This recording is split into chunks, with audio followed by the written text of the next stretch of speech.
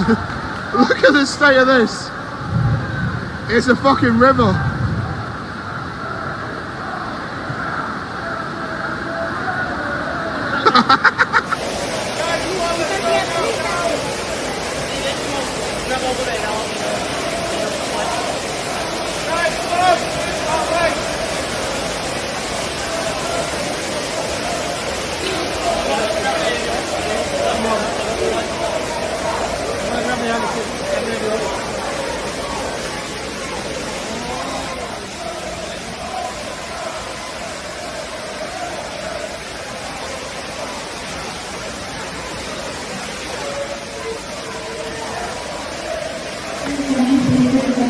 Thank you.